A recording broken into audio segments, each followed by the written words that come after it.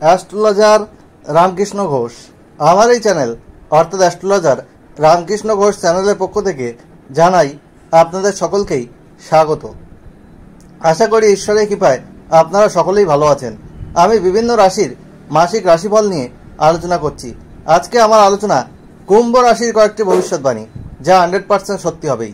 October 2024 কুম্ভ রাশির স্বাস্থ্য কেমন যাবে, তাদের শিক্ষা, প্রাথমিক শিক্ষা, কলেজ বিদ্যা, উচ্চশিক্ষা কেমন হবে, তাদের কর্ম, চাকরি বা ব্যবসা কেমন হবে, তাদের প্রেম ও দাম্পত্য জীবন কেমন যাবে, তাদের ওভারঅল ভাগ্য কেমন হবে, এইসব নিয়েই কিন্তু আমার আলোচনা।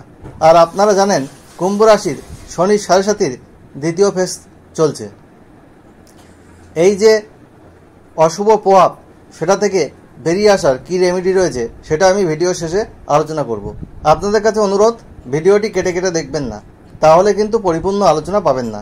ভালো লাগলে অবশ্যই ভিডিওটিতে লাইক, কমেন্ট এবং শেয়ার করে সবাইকে দেখার সুযোগ করে দেবেন এবং বেল আইকনে প্রেস করে রাখবেন, যাতে নতুন ভিডিও আপলোড হওয়ার সাথে সাথে আপনাদের কাছে একটা নোটিফিকেশান পৌঁছায়। এবং অবশ্যই চ্যানেলটি সাবস্ক্রাইব করতে ভুলবেন না। যাই হোক, আমি কুম্ভ রাশি নিয়ে আলোচনা করছি। এই কুম্ভ রাশি হচ্ছে কালপুরুষের একাদশ রাশি, আর এই রাশির অধিপতি গ্রহ কিন্তু শনি। আর এই কুম্ভ রাশির জাতক জাতিকাদের আত্মীয় ভাগ্য কিন্তু খুব একটা ভালো হয় না। আর এই কুম্ভ রাশি সেটা হচ্ছে এদের অল্প বয়সে বৃদ্ধ মনে হয়, কারণ এই রাশির অধিপতি গ্রহ হচ্ছে শনি, এবং এদের উন্নতি কিন্তু একটু দেরিতে হয়। যাই হোক, আমি গোচর ফল বলবো অক্টোবর 2024 সাপেক্ষে কুম্ভ রাশি। কুম্ভ রাশিতে অবস্থান করছে কুম্ভ রাশির অধিপতি এবং দ্বাদশপতি শনি বক্রী অবস্থায়। কুম্ভ রাশির দ্বিতীয় অবস্থান করছে রাহু, অষ্টমে অবস্থান করছে স্বক্ষেত্রে বুধ, সপ্তমপতি রবি ও কেতু, এবং এদের চতুর্থে অবস্থান করছে দেবগুরু বৃহস্পতি। 9 অক্টোবর এই দেবগুরু বৃহস্পতি কিন্তু বক্রী হচ্ছে। পঞ্চমে অবস্থান করছে মঙ্গল, এবং এদের নবমে অবস্থান করছে চতুর্থ এবং নবমপতি শুক্র। 13 অক্টোবর শুক্র কিন্তু এদের দশমে গোচর করবে। 10 অক্টোবর বুধ এদের নবমে গোচর করবে। 17 অক্টোবর রবি এদের নবমে গোচর করবে। আর 20 অক্টোবর মঙ্গল এদের কিন্তু ষষ্ঠে গোচর করবে। এই হলো ওভারঅল গোচর ফল। তাহলে প্রথমে আমি স্বাস্থ্য নিয়ে আসছি। হেলথ ইজ ওয়েলথ, অর্থাৎ স্বাস্থ্যই সম্পদ। স্বাস্থ্য যদি ভালো না থাকে তাহলে আমাদের কিন্তু সাকসেস রেট কিছুটা হলেও কমে যায়। তাই স্বাস্থ্যের ব্যাপারে আপনাদের সচেতন হতে হবে। রাশির অধিপতি শনি স্বক্ষেত্রী হলেও বক্রী অবস্থায় আছে, এবং আপনাদের যে পঞ্চমে কিন্তু মঙ্গলের অবস্থান, এবং পঞ্চমপতি আপনাদের বুধ, সে কিন্তু অষ্টমে, সপ্তমপতি রবি এবং কেতু যুক্ত, এবং সেখানে রাহুর দৃষ্টি রয়েছে। তাই আপনাদের ছোটোখাটো অ্যালার্জি ঘটিত কোনো রোগ, চর্মরোগ, কিছু পেটের সমস্যা, তারপর হজমের গণ্ডগোল, আপনাদের কোমর থেকে পায়ের পাতায় পেন, ব্যাক পেন, অস্থি রোগ, এইসব কিন্তু আপনাদের দেখা দিতে পারে। আপনাদের দন্ত রোগ, চক্ষু রোগ, গলার রোগ, এগুলোও কিন্তু হতে পারে। তাই স্বাস্থ্য বিষয়ে সচেতন হন, নিয়মিত যোগব্যায়াম করুন, এক্সারসাইজ করুন, মেডিটেশন করুন, এবং নিয়মিত সঠিক সময়ে আহার গ্রহণ করুন, তাহলে শরীর কিন্তু অনেকটা ভালো থাকবে। আর এই শনির 7.5 প্রথম ফেজ শেষ হয়ে গেছে, দ্বিতীয় ফেজ চলছে। এই সময় কিন্তু আপনাদের বাড়িতে কোনো বৃত্তবিদ্যা থাকলে তার শারীরিক ক্রিয়া, এমনকি অনেক সময় মৃত্যুযোগ দেখা যায়। সে বিষয়ে আপনাদের সতর্ক থাকতে হবে যদি কোনো অশুভ গ্রহের দশা অন্তর্দশা চলে। আর শুভ গ্রহের দশা অন্তর্দশা চললে আপনাদের নেগেটিভ ইম্প্যাক্ট কিন্তু কম হবে। এরপরে আমি আসছি বিদ্যা। আপনাদের চতুর্থপতি শুক্র কিন্তু নবমে স্বক্ষেত্রে রয়েছে, এবং চতুর্থে আপনাদের দ্বিতীয়পতি বৃহস্পতি, সে 9 অক্টোবর বক্রী হচ্ছে। প্রাথমিক শিক্ষার জায়গায় কিন্তু ভালোই দেখা যাচ্ছে। আপনাদের কোনো অ্যাডমিশান রেজাল্ট থাকলে, আর যদি শুভ গ্রহের দশা অন্তর্দশা চলে, অবশ্যই আপনারা ভালো ফল পাবেন। পঞ্চমে মঙ্গল আপনাদের দশমপতি এবং আপনাদের তৃতীয়পতি 20 অক্টোবর পর্যন্ত থাকছে, এবং আপনাদের পঞ্চমপতি বুধ সে কিন্তু অষ্টমে থাকছে, এবং আপনাদের এই বুধ কিন্তু 10ই অক্টোবরের পর নবমে গোচর করছে। ফলে 10ই অক্টোবরের পর কলেজ বিদ্যার ক্ষেত্রে আপনাদের কিন্তু উন্নতির জায়গা রয়েছে। আর আপনাদের নবমপতি কিন্তু স্বক্ষেত্রে রয়েছে 13ই অক্টোবর পর্যন্ত, তারপরে দশমে গোচর করবে। উচ্চশিক্ষা, রিসার্চমূলক কোনো কাজ, পিএইচডি, গবেষণা এসবের ক্ষেত্রে আপনাদের সফলতা কিন্তু চূড়ান্ত মাত্রায় দেখা যাচ্ছে। ইনিশিয়ালি শনি 7.5-এর জন্য অবস্ট্যাকেল এলেও কিন্তু তার ফল কিন্তু ভালো হবে সুদূর ভবিষ্যতে, এটা বলা যায়। আপনাদের শিক্ষার জায়গা মোটামুটি ভালোই কিন্তু আমি দেখতে পাচ্ছি। এরপরে প্রেম ক্ষেত্রে আসব।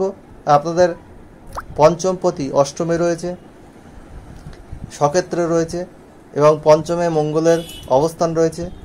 প্রেম এর ক্ষেত্রে খুব একটা খারাপ কিছু হবে না, তবে 20 অক্টোবরের পর মঙ্গল আপনাদের ষষ্ঠে নিচস্থ হচ্ছে।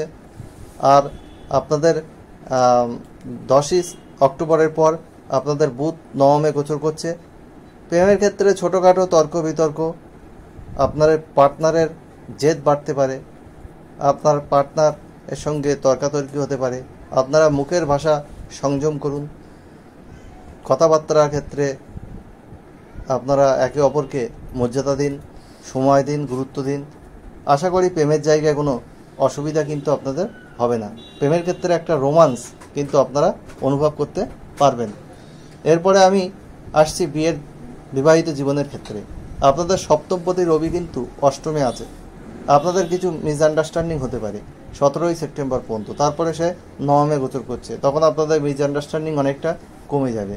ফলে দাম্পত্য জীবনের ক্ষেত্রে আপনাদের একে অপরকে কম্প্রোমাইজ করে চলতে হবে, গুরুত্ব দিতে হবে, তার কথাকে গুরুত্ব দিতে হবে। কারণ আপনার পার্টনারের কিন্তু রাগ জেদ বেশি হয়ে যেতে পারে, একটু হঠকারী ডিসিশান নিতে পারে, সেটা আপনাকে মানিয়ে চলতে হবে, ম্যানেজ করতে হবে। আপনার পার্টনারের শারীরিক কোনো সমস্যা কিন্তু দেখা যেতে পারে 17ই অক্টোবর পর্যন্ত। সুতরাং বিবাহিত জীবনের ক্ষেত্রে একটু কেয়ারফুল কিন্তু আপনাকে থাকতেই হবে। ওভারঅল কিন্তু দাম্পত্য জীবন মাঝামাঝি এটা বলা যায়। এরপরে আমি আসবো আপনাদের ভাগ্যভাব। আপনাদের ভাগ্যপতি শুক্র সে স্বক্ষেত্রে আছে 13ই অক্টোবর পর্যন্ত, তারপরে দশম স্থানে গোচর করবে। আপনাদের ভাগ্যের জায়গায় কিন্তু কিছু পরিবর্তন দেখা যাচ্ছে, শুভ পরিবর্তন ভাগ্যের জায়গায় হবে, এবং আপনারা ভাগ্যের দ্বারা যেসব কাজ করা যায় সেই সব কাজ কিন্তু আপনারা করতেই পারেন। এরপরে আমি বলবো আপনাদের কর্ম। আপনাদের কর্মপতি মঙ্গল সে কিন্তু পঞ্চমে আছে। এই সময় আপনাদের কোনো প্রমোশন, কোনো ইনক্রিমেন্ট হতে পারে। আপনারা যারা টেকনিক্যাল লাইনের সাথে যুক্ত, যারা ক্রিয়েটিভ কাজকর্মের সঙ্গে যুক্ত, তাদের কিন্তু এই সময় উন্নতির যোগ দেখা যাচ্ছে। যারা পৌরোহিত্য কাজ করেন, জ্যোতিষ তন্ত্রের সঙ্গে যুক্ত, তাদেরও কিন্তু উন্নতির জায়গা রয়েছে। আপনারা যারা কর্মের সঙ্গে যুক্ত, তাদের প্রমোশন, পদোন্নতি এসব যেমন রয়েছে।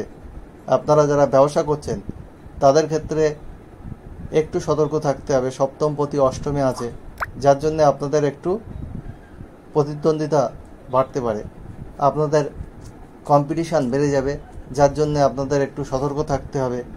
আপনাদের কাস্টমার ডিলিং ঠিকঠাক করতে হবে, আপনাদের কথাবার্তায় সংযত হতে হবে, মহাজনের সঙ্গে ঠিকঠাক ডিল করতে হবে, এবং ইনভেস্টমেন্টের ক্ষেত্রে আপনাদের কিন্তু ভেবেচিন্তে করতে হবে। তাহলে আপনাদের ব্যবসার জায়গাও কিন্তু ভালো হবে। এই মাসে আর্থিক উন্নতির জায়গা কিন্তু রয়েছে, কিন্তু সেভিংস সেইভাবে কিন্তু দেখা যাচ্ছে না, কারণ আপনাদের দ্বিতীয় রাহু রয়েছে, যার জন্য সেভিংসের জায়গা কিন্তু খুব একটা দেখা যাবে না। আর এটা হচ্ছে পুজোর মাস, অক্টোবর মাস, এমনিতে ব্যয় রয়েছে।